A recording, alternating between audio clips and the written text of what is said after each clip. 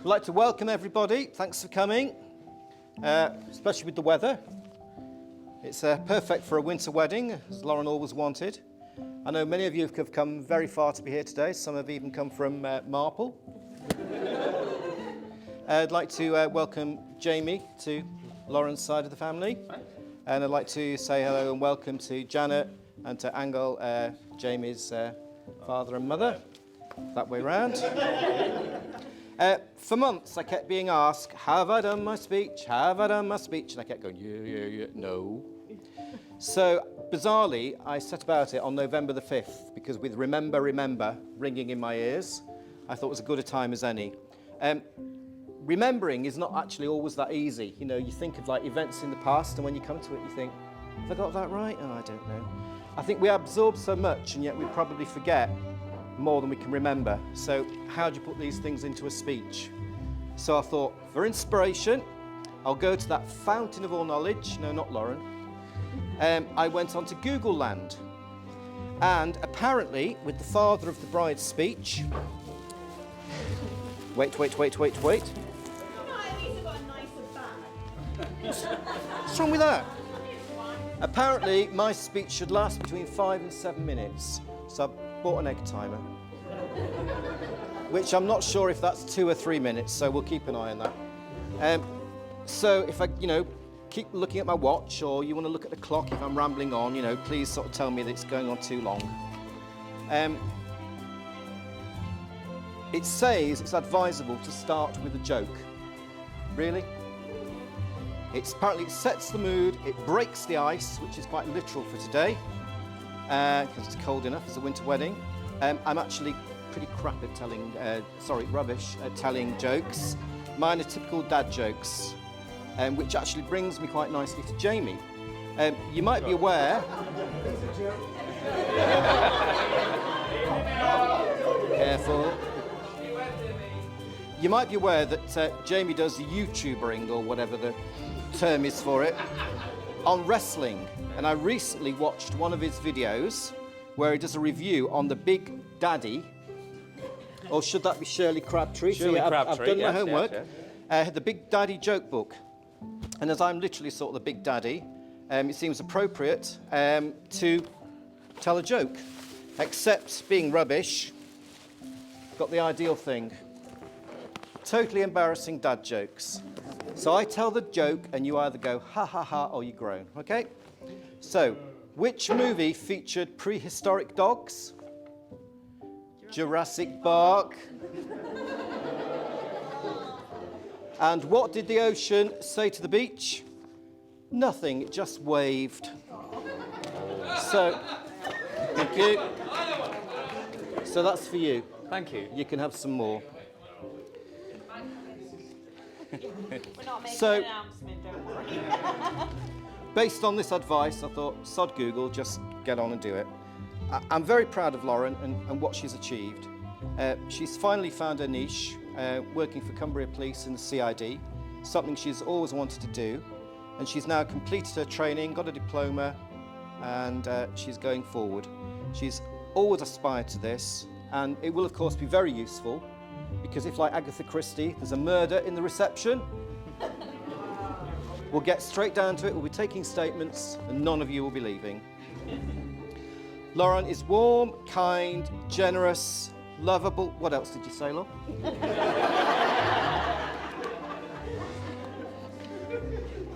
We have a brilliant relationship, which I treasure. Our father-daughter bond has strengthened over the years. I just want to tell you how incredibly proud I am of you, growing as a person, overcoming tough stuff and battling on. Keep moving forward and I'll be behind you every step.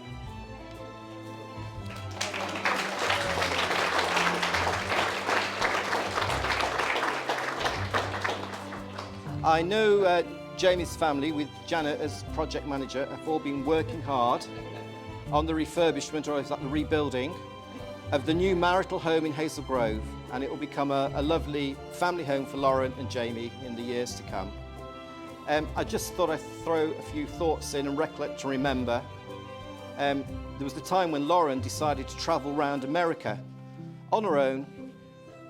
we had some distant relatives who actually lived in Utah, and she was able to borrow one of their cars. Because, yeah, here, take one of our cars.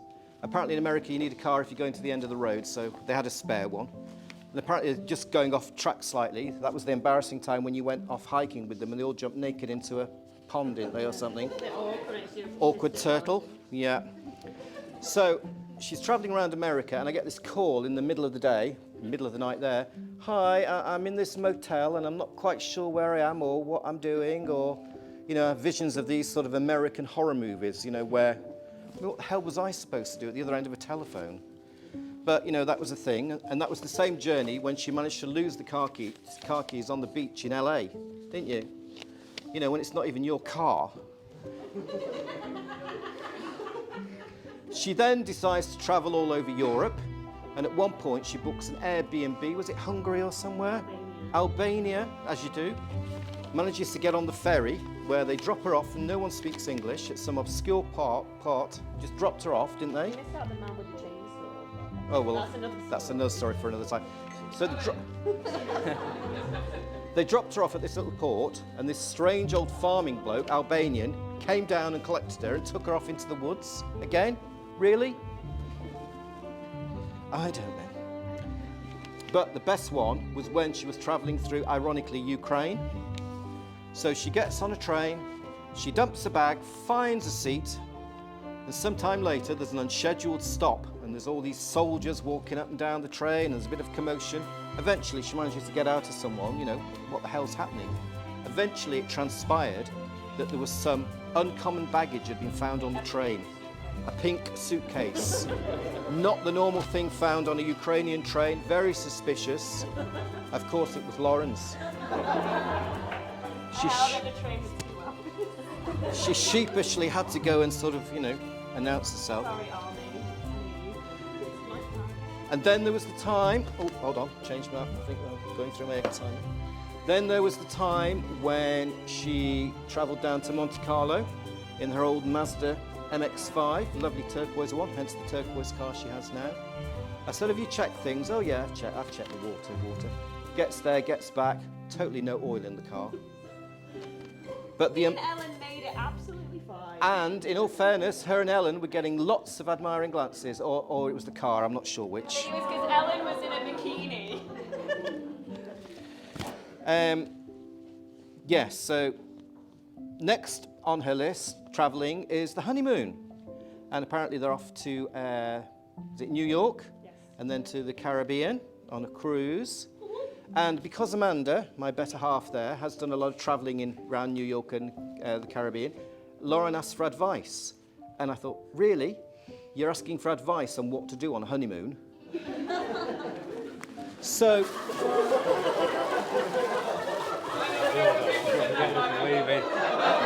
With that in mind, I've something here you can do on your honeymoon. It's build your own wooden police car. So that's for you.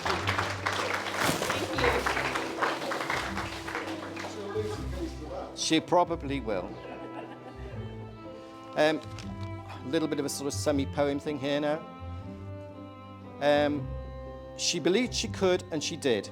In a world where dreams can seem far away, there was a girl who had something to say. With determination burning bright in her eyes, she believed in herself, and she reached for the skies. Through every obstacle she held ground, and with unwavering faith she would abound. No challenge too great, no hurdle too small, she believed she could, and she grew tall. I'm proud to call Laura my daughter, and I'm proud now to call Jamie my son-in-law. A little bit of life advice, then I'm just going to read a poem that I found.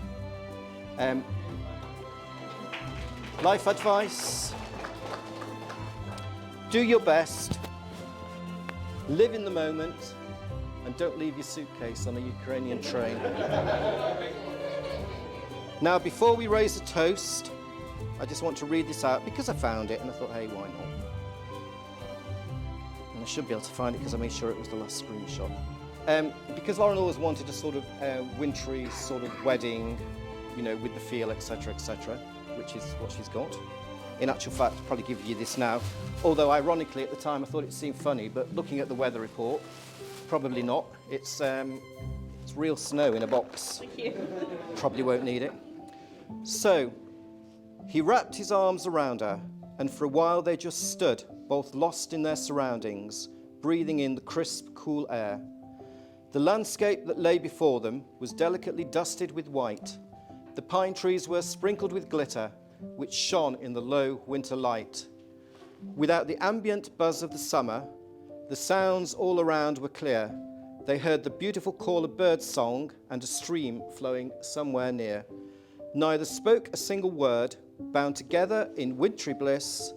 Then they turned towards each other, and their lips met with a kiss. So at this point, I'd like to just raise a toast, if I may, to the bride and groom.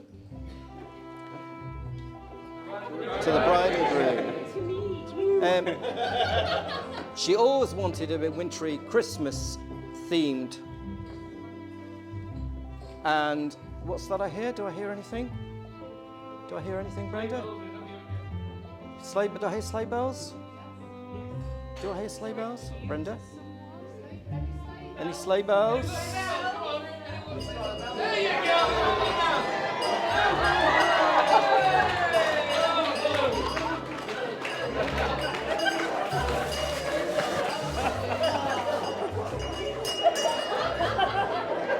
Are you going to go girl? Oh, there's an offer. That's the Jamie. Ooh, I like that. Oh, thank you. Oh, thank you very much. Yeah, it's got turkey. You can take it with your husband. Yes, will do. Take a lot of on the case. Everybody else being good. Everybody else being good.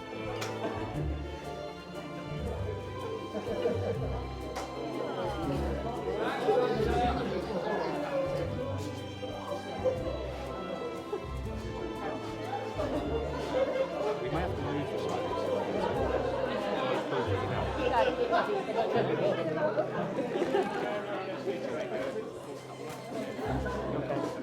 That was a very nice speech, thank you. I can't believe you got one.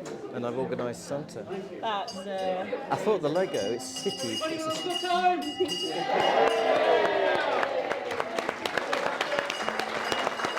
I was like, who is it? Have you hired somebody? the, What does it mean do you now? enjoy that? yeah, I had no idea. No.